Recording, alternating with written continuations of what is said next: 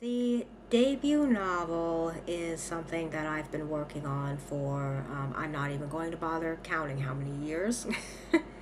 I think that's usually the way it works with most first time authors, or at least a lot of the ones that I've heard of. I'm not going to go into the plot too much or even the backstory too much because I haven't even begun querying agents yet. However, I will say that, as I'm pretty sure I mentioned in a previous video, I had previously released the same story. If you could really call it the same story, it's changed a fair amount since some years ago, with a publishing house that turned out to be a scam. And that was one of many things that caused me to struggle as a writer, not just as um, somebody who wanted to write, but also in terms of being able to really have any connection to the story. Well, no, I mean, I had connection to the story, but there were too many negative associations with what had happened. So I set it aside for a number of years, and it wasn't until, I would say, approximately 5 to 7 years ago that I was able to really go back and look at it. And even then, I didn't immediately do anything with it because there were too many emotions tied to it, too many negative emotions tied to it. So, like I said, the story is a cozy mystery. It's set in a small town in the US. This town is surrounded by trees. So, the town itself is nestled in between two larger cities, but the two larger cities are very, very distant from the town. And the town has a more of an artsy feel. Pretty much all of the buildings, not just the private homes, but places of business, are all much older. Nothing in the town has really changed in the course of, say, maybe between 50 and probably 70, 75 years. So everything is older, not really old, but older, but well kept. Uh, Nobody in town is particularly well off financially, but everybody looks out for each other. Everybody is, basically happy and satisfied, or at least that's how it seems. And there's a section of town near the town square where there's a river running through. There's a river running, not exactly through the town, but sort of like it cuts through part of the edge of town near where some of the shops are. So you have shops on one side, and then you have a river on the other, and there are houseboats on that river. So the mystery itself revolves around the two primary families. One family is the elderly head of the family is a self-made man, very well off, but he doesn't show how well off he is. You can tell that he is much more a man of means than a lot of other people in town, but he's not pretentious. And he and his sister live next door to the second primary family, although you could kind of debate about which one of them is the primary family. And the second family has one daughter who is in her early 20s, has just gotten into her early 20s, named Nicole. I will say a couple of names of the characters, but I'm not going to go into too much detail about their background. Nicole still currently lives at home while working a secondary job. Her parents run a restaurant in town, and her mother previously had a career as a well-known figure, but left that when she married Nicole's father. There are several people in town who are not overly fond of Nicole's family for reasons that I can't really go into, but by and large they are very well liked, and their neighbors are also very well liked. So the Nicole's elderly neighbor, whose name is Wayne, is estranged from his only child, his son, Caleb. And Caleb works as an investigative journalist, or has worked as a journalist. Nicole finds out that Wayne and Caleb have been corresponding for some time and healing the rift between them. And she and her parents are invited on very short notice to a dinner party on the weekend because Caleb is coming to visit his father for the first time in some years. So all of this is very unexpected, and the primary conflict really comes into play when Caleb shows up, in part because he doesn't show up alone.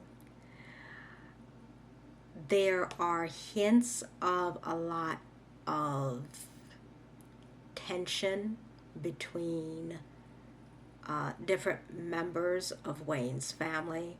There is tension among two different factions within the town.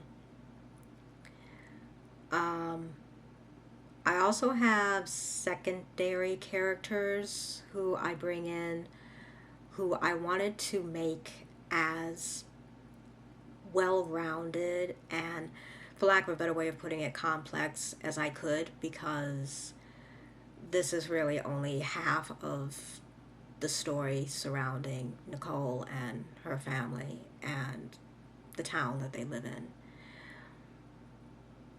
And those secondary characters play a big role in this book, but they're going to play an even bigger role in the second, because I had to split the story up. The first book, I didn't originally want to have to write a sequel, but I'm going to have to out of necessity, only because this book ended up taking a different route through all the editing, through all the rewrites, through all the character development. Some things ended up changing significantly. Some of the characters ended up changing significantly. There was also backstory that I couldn't really get to for some of the characters. That's going to be vital in the resolution of what's actually the longer standing mystery. There is a primary mystery that overshadows, well, actually a secondary mystery. I'm trying not to give away too much, but the primary mystery is something that overshadows the story that I actually wanted to tell, the original plot that I wanted to tell. So the resolution of the original plot and didn't really happen in this book. but it will happen in the second. And actually, I think in the long run, I'm happier with that because it allowed me to add depth to some of the characters and create different scenes, different interactions with characters that previously I wasn't going to do. So as far as querying goes, there is a fair amount of anxiety around it, even more because of my previous experience. I will say it's not nearly as bad as it used to be because I've done a lot of work on myself personally. Ultimately, I decided that waiting around isn't worth it. I gotta just go out and do the thing, so to speak. So as for some of the inspiration, I'm not going to go into a lot of it. I already mentioned in my previous videos some of the different books and the films and TV shows and media that I was raised on and that influenced me and really got me into the cozy genre, which was why I ended up starting out with that. Now, my second book, not the sequel, but the germ of an idea that I have floating around in the ether right now, is most definitely not going to be a cozy mystery. I can't tell what it's going to be, but it's definitely not going to be a cozy mystery. That I do know. It's not shaping up that way at all. Which is very interesting because I'm not entirely sure. When I write, I don't usually think in terms of genre. That comes later. I just let the story do what it's going to do, and I act as I take dictation. That's what I do. I take dictation. Most of the time I take dictation. And the story just does whatever it's going to do. But with the news story, I mean, I think pretty much anything I write is going to have that element of mystery to it and suspense, because that's just how I am. And that was what I was brought up with. And that's just how I think. That's just the way that I am. As far as the characters themselves, Nicole was sort of kind of like an alternate version of me, but with all the editing, I would have to say at this point she's not really that much of an alternate version of me. Wayne's sister Ursa was originally, I'll say, inspired. She wasn't strictly speaking modeled after someone I knew, but she was inspired by someone I knew, including the way that she talks, some aspects of the way that she talks, and the way that she behaves, and the different fidgeting, because she has a tendency to fidget at different times. In the original version of the story, she was basically the same as she is now, but in the editing process, since the bulk of the editing process that led to the final draft that I have ready now, I refined her a bit, going back to memories of that person who's not in my life anymore. But also I added some other things that were inspired by somebody else who I knew came across a couple of years ago, who was different but very similar. Very similar to the person I knew. I wouldn't really say that Caleb is necessarily modeled after anybody. Yeah, most of the other characters, with the possible exception of one or two others who I don't really want to reveal right now, were not really modeled after anybody. inspired by pieces of different real people, yes, but there are quite a few characters that I can't discuss yet, not until, of course, the book is pretty much out, because it would give away too much of the plot. I would say, by and large, it's a fairly character-driven plot, and I do like the way that this version of the book came out. I prefer it greatly to the original version. Um, would I want to go through what I went through with that old situation with the publishing again? No, no. But I was quite a bit younger at the time, didn't know much at the time, so I was easy pickings, I think. First time author, easy pickings for some people. That's not going to happen this time. It's not going to happen this time. So that's about all I can say about the book for now. I would love to tell you the whole thing, but it's not out yet. So be sure to like, subscribe, do all the YouTube things here, wherever. And I will be doing updates here on the channel. I'll be doing updates on pretty much all of the places where I'm on social media. Instagram is the primary one right now, but also I've been working on posting more regularly to Facebook. I'm also working on a new schedule that will enable me to do all of this and stay organized, as well as post updates to my personal blog and my author website as well. And all those links will be in the description box down below, like they always are. But also just go to my bio if you want to see the links to my Instagram, my Facebook, and all that. You can just look at the bio, because that has links that I don't include in the description box.